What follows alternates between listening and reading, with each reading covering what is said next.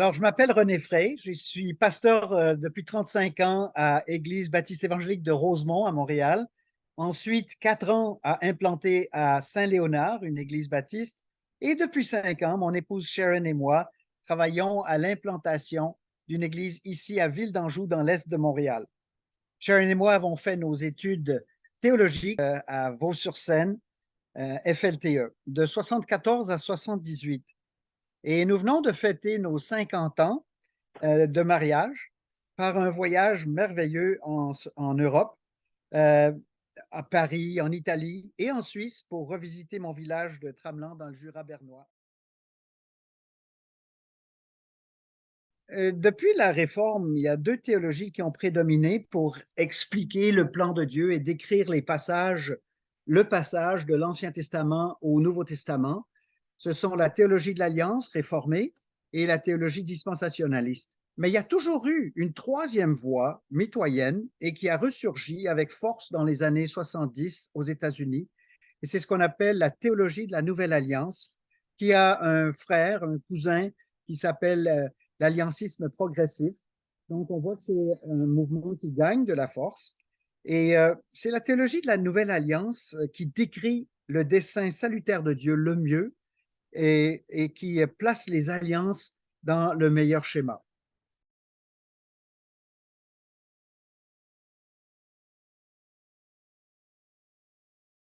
C'est d'abord une théologie qui est en parfaite unité avec les deux autres en ce qui concerne les grandes doctrines, n'est-ce pas, concernant le salut par la foi, par la grâce, les saintes écritures qui sont la parole de Dieu inspirée, inhérente, la grâce souveraine de Dieu, la Trinité, la centralité de l'Église, la personne de Jésus-Christ, son retour personnel, toutes ces grandes doctrines dans les trois théologies demeurent constantes.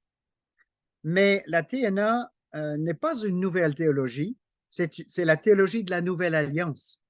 Et en quoi est-ce qu'elle est distincte? Eh bien, elle est radicalement christocentrique. Tout le monde parle d'être christocentrique, mais ici, nous voulons mettre Christ dans le Nouveau Testament, dans la Nouvelle Alliance, au centre de l'interprétation pour le reste de la Bible. Et dans ce sens-là, on est radicalement sola scriptura parce que on laisse de côté la théologie catholique qui a prédominé pendant 15 siècles, mais ça veut aussi dire qu'on met de côté la confession de foi de Westminster et la confession de foi de 1689, ainsi que les notes de Darby, Scofield, MacArthur, etc. Donc, dans un sens, on fait table rase et on redécouvre par la théologie biblique le message que Jésus-Christ est au centre de l'Ancien et du Nouveau Testament. C'est lui-même qui le dit d'ailleurs dans Luc 24.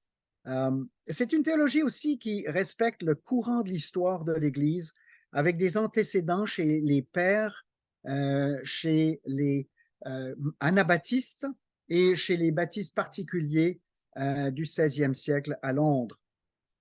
C'est une théologie qui priorise la théologie biblique comme servante de la théologie systématique. Toutes les trois disent la même chose, mais radicalement, la TNA commence à le bal avec ce qu'un texte dit et puis le met dans le cadre systématique par la suite. C'est aussi une théologie qui valorise l'histoire du salut avec tout ce que cette histoire veut dire dans la théologie, la rédemption dans Éphésiens 1, 7 à 10, le bienveillant dessein de Dieu et de réunir toutes choses en Christ. C'est aussi une théologie qui donne toujours priorité au Nouveau Testament. Et donc, par exemple, si on dit que dans Acte 15, 16, après cela, je reviendrai, je relèverai de sa chute la tente de David. Si on prenait une façon de la théologie de l'Alliance de prendre cela, ou la théologie dispensationaliste, on commencerait avec l'Ancien Testament. Mais ici, dans la TNA, nous commençons avec l'interprétation que les apôtres ont donnée dans Acte 15.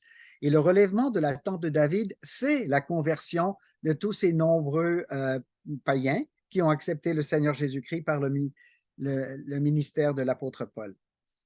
C'est une une théologie qui valorise les principes d'interprétation fondamentaux tels que discontinuité entre l'Ancien et le Nouveau, doublé de continuité. Ça veut dire que les deux en même temps jouent chacun son rôle et on rajoute la transformation quand on passe de l'image à l'accomplissement dans les images du sabbat qui deviennent bien sûr le repos en Christ, ainsi de suite. C'est une théologie qui propose un ancrage des alliances dans l'histoire. C'est ce qu'on voit par exemple dans Galates chapitre 3. Avant que la foi vînt, nous étions enfermés sous la garde de la loi en vue de la foi qui devait être révélée. Et le verset 24 doit être bien traduit. Ainsi, la loi a été comme un gardien jusqu'à Christ, non pas comme un pédagogue qui mène à Christ.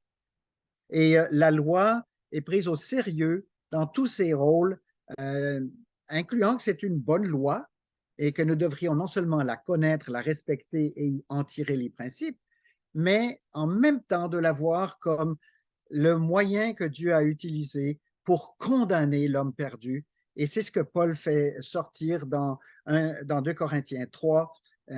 Donc, je crois que la TNA vraiment prend au sérieux ce rôle condamnatoire de la loi.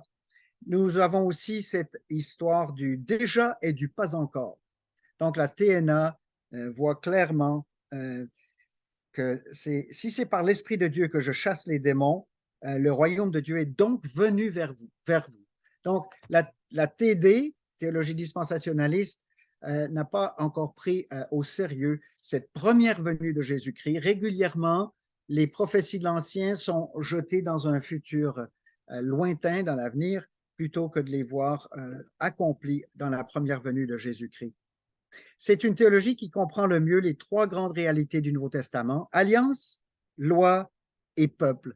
On n'a pas le temps dans cet entretien d'approfondir, mais réellement, il y a une matière à mettre pignon sur rue. TNA doit voir sa place parmi les deux autres théologies pour qu'on puisse considérer et mieux comparer comment le plan de Dieu est le mieux décrit.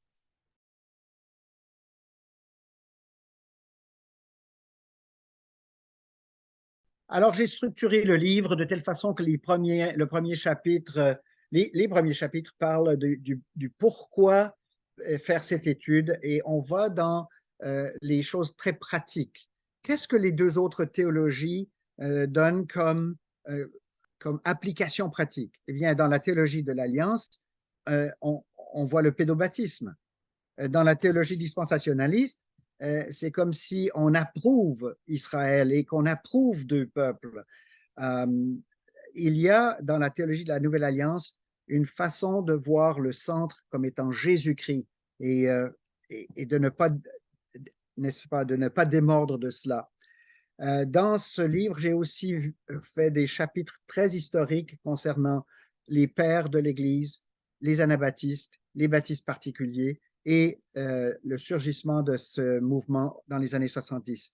Ensuite, on étudie les trois grandes branches, alliance, loi, peuple, et on cherche théologiquement comment la TNA explique bien ces trois branches-là. J'ai oublié qu'on fait un beau ratissage des textes dans l'Ancien Testament, la préparation de la Nouvelle Alliance, ainsi que sa description par Jésus-Christ quand il dit la Nouvelle Alliance dans mon sang et la façon que Paul traite cela plus tard dans les Épîtres. Ah, merci Matt. Donc, nous avons cette implantation. Je suis présentement dans la salle qui tient lieu de réunion pour une vingtaine de nouveaux chrétiens. Attendez, il y en a une dizaine qui sont d'autres églises et qui nous aident, mais il y a une bonne dizaine de gens qui sont ici et qui ont soit recentré leur salut sur Jésus-Christ seul ou qui ont carrément fait acte de conversion. Et donc, nous avons besoin d'un assistant, peut-être un jeune Français, un jeune Belge, un jeune Suisse, que sais-je. Mais on a besoin d'un assistant que je puisse former, que je puisse prendre avec moi et qui serait prêt à l'implantation d'églises d'une façon pastorale et d'une façon évangélique. Alors, priez pour cela, s'il vous plaît, que je puisse avoir un assistant.